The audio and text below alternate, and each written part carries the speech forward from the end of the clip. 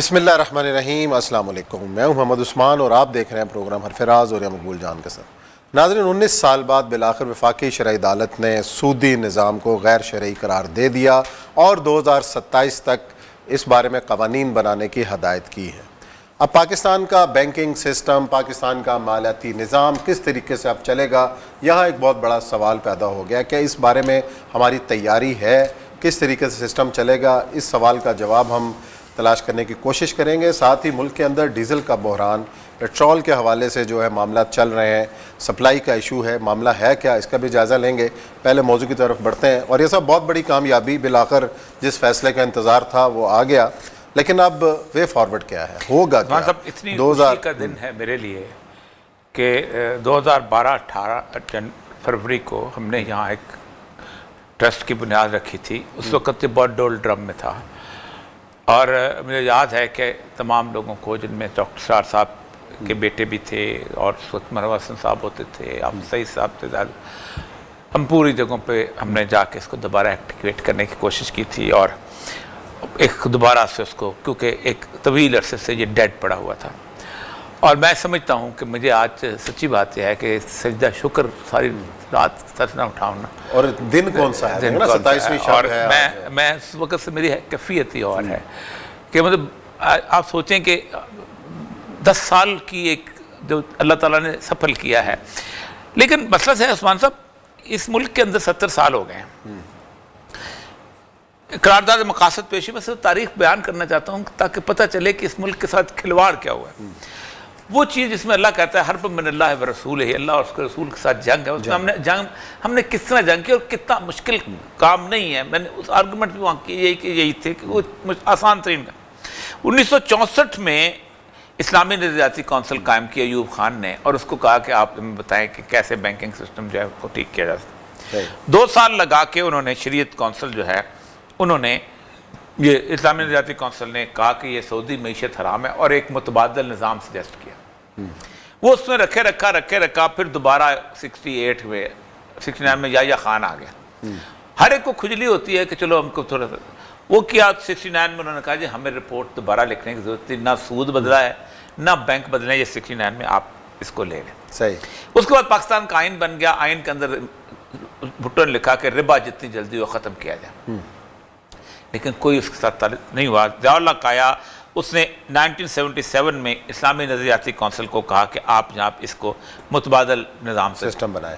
25 جون 1980 کو انہوں نے پھر 3 سال لگا کے متبادل نظام بنا کے دے دیا کہ یہ اس کے ضیاء الحق نے شریعت کوڈ بنائی، ٹھیک ہے، اور کہا کہ یہ 10 سال تک فائنینشیل میٹر نہیں سن سکتے۔ اچھا، یہ پابندی لگا دی۔ اب دیکھیں کہ تو سود کے خلاف طرف کہہ رہے ہیں کہ بنائیں، اچھا بنا کے دے دیا، اور اس کے بعد عدالت کو کہا باقی سارے معاملے، زنا سن سکتے ہو، چوری سن سکتے ہو، حد سنتے ہو، لیکن سود کا نہیں سنتے، فائنینشیل میٹر۔ اور ضیاء الحق صاحب کے بارے میں یہ خیال کیا جاتا ہے کہ جی بڑے جناب 1990 میں جیسے پابندی اٹھی، آپ سوچیں جیسے پابندی اٹھی، لوگ دھڑا دھڑ اس دن چلے گئے، اور انہوں نے 115 درخواستیں اس دن جمع ہوئی، جن میں سے پہلی درخواست تھی محمود الرحمان فیصل نامی ایک شخص تھی، اس کی درخواست تھی۔ اچھا، اس کے بعد انہوں نے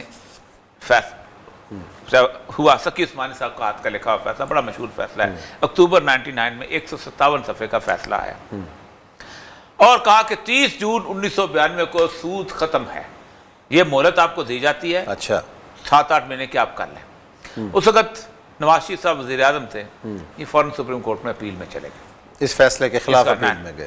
پھر 92 سے لے کے 99 تک آپ اندازہ کریں، اللہ جب کچھ کرتا ہے تو توفیق نہیں دیتا، تو یہ ہوتی ہے، انہوں نے شریعت کورٹ کا بینچ مکمل نہیں ہونے دیا۔ اچھا، بے نظیر بھی اور نواز شریف دونوں نے مل کے، دونوں ایکولی قصور، جج اپوائنٹ نہ کریں تو آپ کیا فرق پڑے، فیب سمری آئی ہے، یہ مولوی ٹھیک نہیں، یہ ٹھیک نہیں، وہ ٹھیک نہیں، فلاں نہیں، جج ٹھیک نہیں، جج کو جا نہیں رہا۔ جب مشرف آیا وہ اپنے چکروں میں لگا ہوا تھا۔ اچھا، وہ بینچ کمپلیٹ ہو گیا۔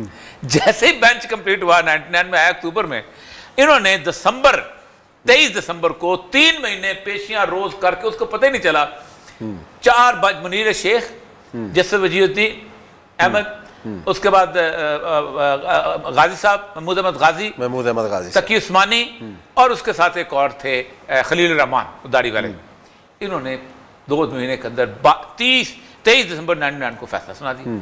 اب تو ہاتھ پاؤں کانپنے لگے نا یہ کیا ہو گیا. اچھا.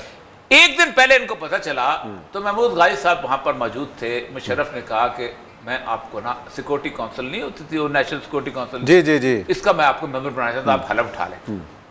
وہ سادہ آدمی, انہوں نے حلف اٹھا لیا. اب وہ اگلے دن صبح جب فیصلہ اناؤنس کرنے گئے جو سائن ہوتے تھے تو انہوں نے کہا کہ میں کل کے سائن کر دوں. کہا یہ تو ہو نہیں سکتا. اب پڑ گیا کہ محنت بھی گئی, لیکن جب انہوں نے قانون پڑھا تو اس میں لکھا تھا میکسیمم آف دا ٹو. اچھا. وہ ایک سے بھی کام چلتا تھا وہ فیصلہ اناؤنس ہو کے. اب جب فیصلہ اناؤنس ہوا تو اس کے بعد ترتلی مچی, تو پھر مشرف جو ہے وہ ریویو میں چلا گیا اور خود نہیں گیا. نواز شریف بھولا آدمی تھا, وہ خود چلا گیا تھا. اس نے یو بی ایل کو کہا تم درخواست دے دو کہ ہماری بینکنگ ختم ہو رہی ہے, وہ یو بی ایل چلے گی. اس کے بعد ہوا یہ کہ تقی عثمانی صاحب کو پھر آیا تھا, آپ کو یاد ہو گیا, L F O, Taqi Usmani صاحب کو فارغ کیا, باقیوں کو فارغ کیا, ایک اکیلے وہ رہ گئے. جیسے وجید الدین فارغ ہو گئے, خلیل الرحمان فارغ ہو گئے, ایک اکیلے منیر شیخ رہ گئے. ریویو ہوا. اب ریویو میں ہوتا یہ ہے کہ سپریم کورٹ خود فیصلہ لکھتی ہے. انہوں نے 2002 کے قریب واپس جو ہے اس شریعت کورٹ میں بھیج دیا, جس سے آج 20 سال کے بعد 19 سال کے بعد یہ فیصلہ ہوا ہے. عثمان صاحب, اللہ تعالیٰ ان لوگوں کو جزا دے کہ جنہوں نے 20 سال اس جوتیاں چٹکھائیں. اس میں آج میں دیکھ رہا تھا ویژولز, اور سارے اللہ کا شکر ادا کر رہے تھے. میں صحیح کہتا ہوں, سراج الحق صاحب مجھے تھے, یاد ہے لیاقت بلوچ تھے, کوئی جگہ ایسی نہیں تھی. شجاع الدین شیخ صاحب تنظیم اسلامی کے, اللہ تعالیٰ جزا دے تنظیم اسلامی کو. کون سی جگہ ہے, کون سا شہر ہے جہاں ہم نے سیمینار نہیں کیا ہے, وہ کو میری تقریر بھی مل جائیں گی. میں آج یہی کہہ رہا تھا, میں سچ بولا نہیں جا رہا, سچی بات بتاؤں, میرا اللہ تعالیٰ کا بڑا احسان ہے میرے اوپر کہ اس نے مطلب یہ دن دکھایا ہے. 10 سال, لیکن صرف یہ ہے ڈر اس بات کا ہے کہ پھر اپیل میں نہ چلے جائیں, پھر ٹرک کی بتی کے پیچھے نہ لگا دیں. یہ بڑی ابھی بھی اس بات کا چانس موجود ہے کہ اس فیصلے کے خلاف آپ پھر اپیل میں جائیں اور اس کو امپلیمنٹ نہ, کیونکہ اس میں تو اس بار میں شماشی صاحب سے ذاتی درخواست ہے کہ ایک خاندان میں ایک آدمی سے بھول ہو گئی تھی, آپ نہ کریں, اس کو امپلیمنٹ ہونے دیں. کوئی مشکل کام ہی نہیں ہے. میں آپ کو بتاؤں 4 چیزیں, میں اب یہیں آپ کو بتاتا ہوں تاکہ لوگوں کو آسانی ہو جائے. پہلی بات یہ ہے کہ بینک کے اندر تو پورے ملک کے اندر 22 کروڑ عوام رہتے ہیں. اس میں سے 2 کروڑ 12-13 لاکھ جو ہیں وہ بینک میں جاتے ہیں, باقی جاتے ہی نہیں. صحیح ہے. تو 20 کروڑ تو خالی کر دو نا, اس کا تو کنسرن ہی کوئی نہیں بینک کے ساتھ. اس میں سے 1 کروڑ 60-70 لاکھ وہ ہیں کہ جن کو میں ٹھڈے مار کے نا بینک بھیجتا ہوں. تنخواہ جاتی ہے. آپ کے یہاں 100 بندے ملازم ہیں نا, اگر چودھری عبد الرحمان صاحب 4 بندوں کا ایک چھوٹا سا بینک بنا دیں کہ جو چیک وصول کرے, چیک دے, جب کرے, وہ 4 بندوں کی تنخواہیں دینی ہے صرف, تو یہ کم از کم 150 بندہ بینک نہیں جائے گا. ٹھیک, ایک تو وہ نکلا ہے. بیچ میں 50-60 ہزار لوگ رہ جاتے ہیں جو بڑے, جن کو ان کو ہم نے وہاں پر ان کو 10 کروڑ یا 20 کروڑ جن کو اس میں ہم کرتے ہیں. بینک 4 کام کرتا ہے عثمان صاحب. پہلا کام جو ہے بینک کا, جو سب سے زیادہ اس کا افیکٹ کرتے ہیں, وہ کہتے ہیں کنزیومر لون دیتا ہے.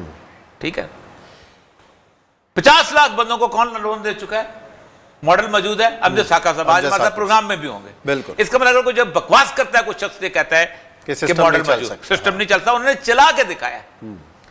دیکھیں مطلب آپ نرسوں کی تنخواہ دے سکتے ہیں, آپ اللہ اس کے رسول کے جنگ کریں گے, بینک کے ملازمین کی تنخواہ نہیں دے سکتے. آپ ان کی صنعت دے دیں. اچھا, ایک تو کنزیومر لون. دوسرا آتا ہے آپ کا یہ جو ہوتا ہے, ایک تو وہ نکل گئے تنخواہوں, دوسرا آتا ہے آپ کا انویسٹمنٹ والا. اسلام یہ الاؤ کرتا ہے عثمان صاحب کہ میں ہوں, میرے پاس 5 کروڑ روپے آ گیا, آپ ایک کمپنی کھولتے ہیں, آپ کہتے ہیں کہ میں ایڈوائز کرتا ہوں تم کہاں لگاؤ.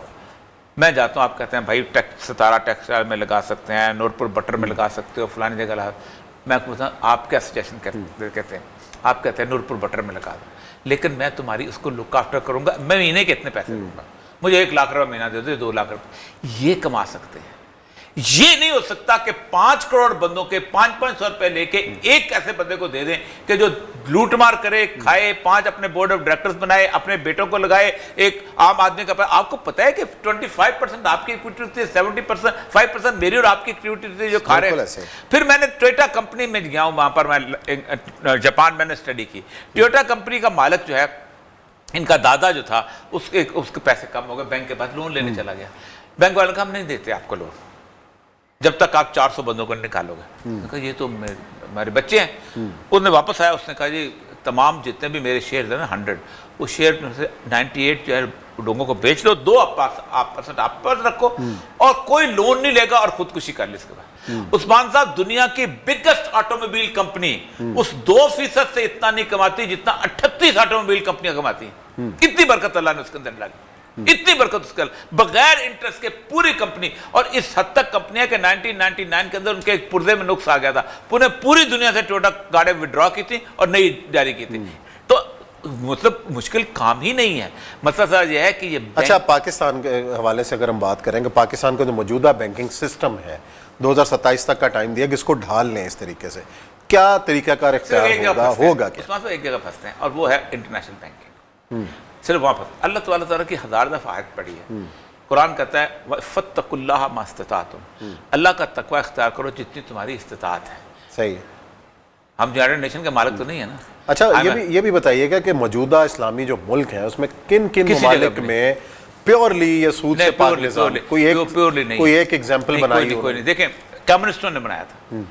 रशिया 75 साल सूद के बगैर चलता रहा। अच्छा, यूगोस्लाविया 75 साल बाजार से सोना खरीदते थे, पेमेंट करते थे, बाजार से डॉलर खरीदते थे, पेमेंट करते थे। उसकी वजह पता है क्या है उस्मान साहब? उन्होंने इंटरनेशनल ट्रेड रियासत को दे दी थी कि ये नहीं हो सकता कि फैसलाबाद का एक बंदा एलसी खुलवाए और वहां जाओ, कहते यहाँ दो हम पे। ऐसी सूरत हाल में जब आपने स्टेट बैंक भी उनको दे दिया, आप IMF के बाजुकाज़ार हैं, उन्हीं से आप लेते हैं, ऐसी सारी सिचुएशन के अंदर आपको लगता है कि इंटरनल नहीं, इंटरनल तो आप कर सकते हैं ना, इंटरनल तो आप कर सकते। मैंने कहा अल्लाह का तकवा इख्तियार करो जितनी इस्तिताअत है।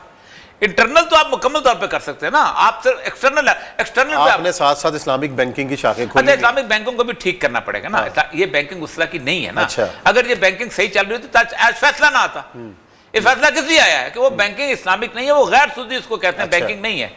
अगर ये फैसला उसी पे तो हमारी कंटेंशन थी कि ये तुम लोगों ने ये इधर से कान पकड़ा हुआ है, ये इधर से कान नहीं पकड़ा जाता। ये 2008 में इंटरनेशनल मॉनेटरी सिस्टम बैठ गया था, 37% इस्लामिक बैंकिंग के पैसे आए थे तब उसको होता। लेकिन एक बात बताऊं आपको, बहुत अच्छा दिन है, मुबारक दिन है, पूरी कौम को मुबारक देनी चाहिए कि हम आज कम से कम अल्लाह उसके रसूल के खिलाफ जंग के मुकाबले में कम से कम अल्लाह उसके रसूल जो खुश जरूर हुए होंगे। और एक बात और बताऊं आपको, इस कौम को याद रखना चाहिए कि जंग अल्लाह उसके रसूल ने शुरू की तो कोई जीत सकता है उससे? बिल्कुल हम नहीं हारेंगे ना। तो उस हार से बेहतर है कि जितनी कुव्वत हो सकती है, अल्लाह से यही कहेगा कि भाई फंसे हुए थे, भाई मैं फंसे हुए नहीं कर सकते, यहाँ तो कर सकते हैं ना। ये तो नहीं हो सकता ना कि मुस्लिम कमर्शियल बैंक, अबीब बैंक, फलाना बैंक, ये जो है वो टेक्सटाइल वाले को कर्जा देता पड़े, फलाने को कर्जा देता पड़े, उसको ये तो ना करो ना आप इस तरह के काम। चले जी, मेरा ख्याल है हमजा साकिब साहब भी हमारे पास मौजूद होंगे थोड़ी देर बाद, उनसे भी पूछेंगे। उन्होंने तो करके दिखाया ना क्या इम्प्लीमेंटेशन किस तरीके से होती है। तो यहाँ ब्रेक लेते हैं, ब्रेक के बाद आते हैं, प्रोग्राम का सिलसिला जारी रखते हैं।